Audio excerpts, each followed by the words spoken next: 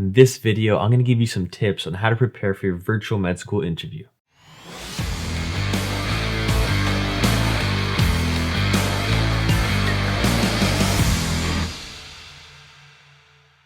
Hey, my name is Tiago. I'm a second-year medical student, and on this channel, I show you what the life of a medical student is and to give you tips and tools on how to live a healthier, productive, and fulfilled life.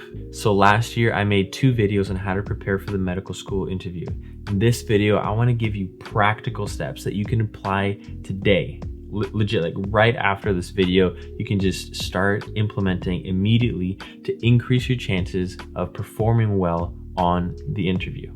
And there are 3 steps we're going to work through: identify, practice, and perfect. So the first step is to identify the interview style of your interview. Each school is different, so make sure to check out their website or check out the email that you received that probably told you how to interview.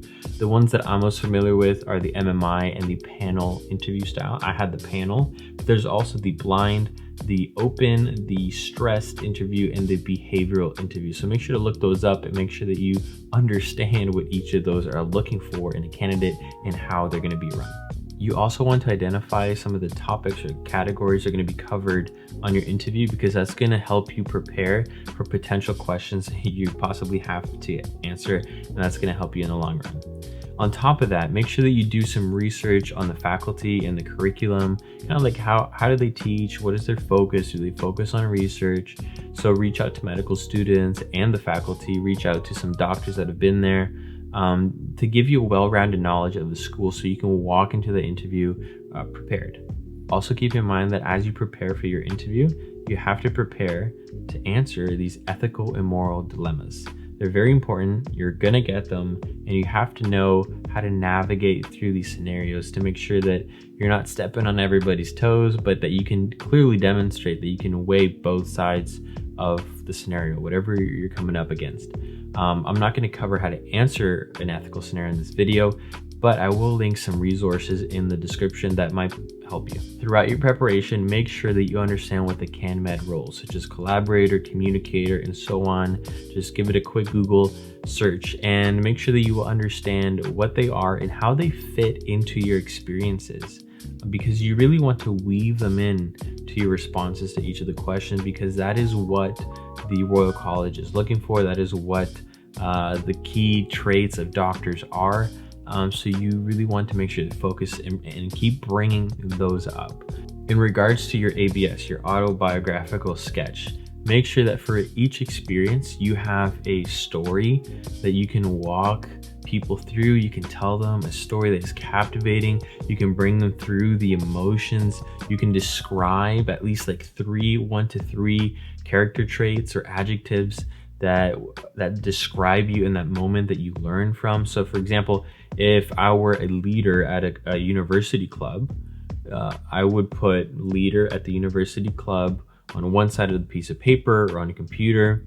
And then on the other side, I would write down leader, communicator, and collaborator. And fortunately, those 3 descriptions fit into the CanMed roles, and that's something that's gonna be very good for your interview, since that's the traits that they're looking for in a doctor. All right, we've covered what you have to identify. Now that you've identified your school's interview style, the questions, the categories you have to be aware of, the CanMed roles, now we're going to transition into practice. This is the most important part. They're all important, but this is very important because you need to practice exactly what you're going to say, how you're going to say it, your posture, your facial expressions. So make sure that as you prepare for each of your questions that you write down in bullet point form what your answers are roughly. You don't want to be memorizing a script because people can see right through it and it's going to sound robotic.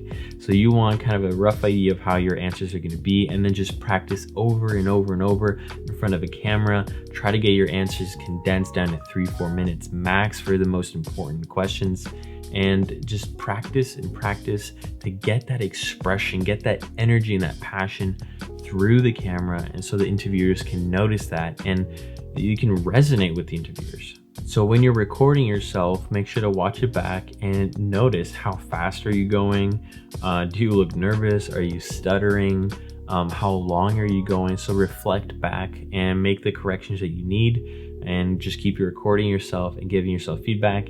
You can book some sessions on Zoom, like Zoom your friends and get them to ask you questions and practice responding and getting their feedback. I did this a lot with my parents and some of my friends, and even if they're not in medicine, if they have no idea what's going on, any type of feedback is helpful.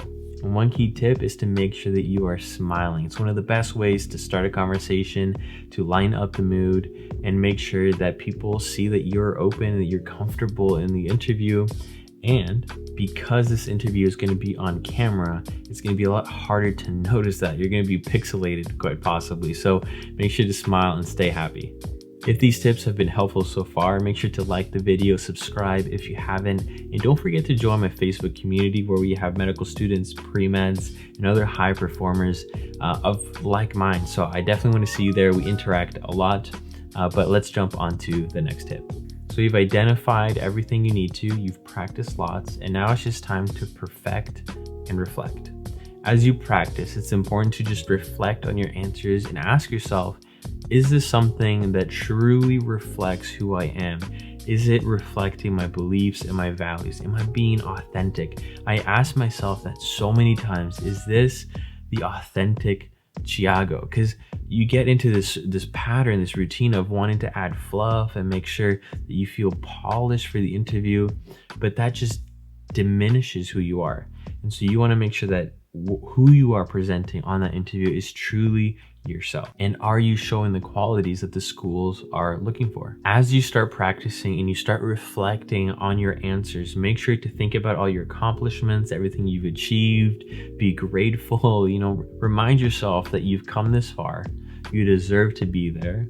Don't be scared. Don't be fearful. Keep doing your best. Keep preparing. Put the work in, right? Don't give up. This is the time to rev it up. This is the time to step up your game and perform to your best capacity. And make sure that each of your answers has a solid examples that you can give to the interviewers. If they ask you about something, make sure that you can support it with a life story and 1 to 3 things that you've learned, 1 things that maybe you messed up, and just keep practicing. This is just having a good conversation, a normal conversation where they get to know you. Remember that.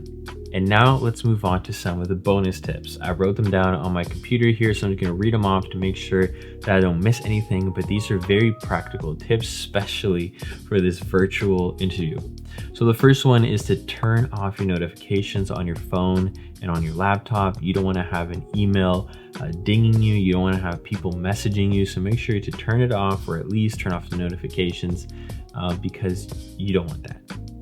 Next thing to talk about is backgrounds. So make sure it's a neutral background, or that it's at least clean, it's tidy, there's no clothes in the back, there's no weird things.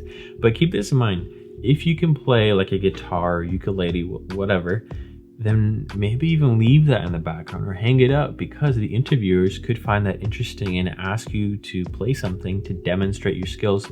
And that would be a great way to demonstrate something that you're passionate about. The next bonus tip is lighting. So if you're close to a window, that's really good because the window is going to give you some good lighting. If not, then buy a light. You can buy a cheap ring light. Those can be really helpful. Just make sure that your room is well lit, your face is well lit. That's going to increase the quality of your webcam, and it's going to help the interviewers kind of distinguish your facial expressions as well. The fourth bonus tip is to practice your storytelling. Go on YouTube and search up videos on how to practice telling stories, or just start practicing. Go tell your mom's stories, your dad's stories, your friend's stories. Tell yourself stories of your experiences, because any conversation you have, if you can captivate the attention of the person sitting across from you, that is how you win them.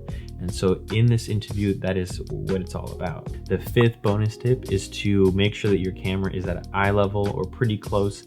You don't want to set it up really low so that they're looking straight at your nose hairs.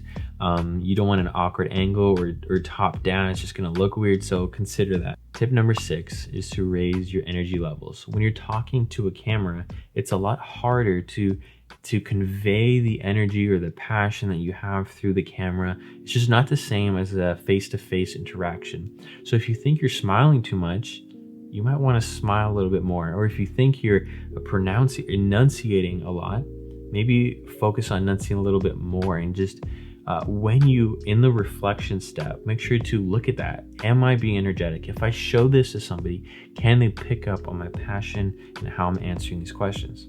All right, guys, that is it for the bonus tips. Make sure to check out the description where I'm going to link all the resources that I use and that could potentially help you to prepare a little bit further, and subscribe to my newsletter. I'm sending out emails on how to prepare for the interview and some of the tips that you might not have come across. Some of them have been covered in this video, but it will be helpful. Don't forget to join my Facebook group. And if you like this video, you're definitely going to like this one.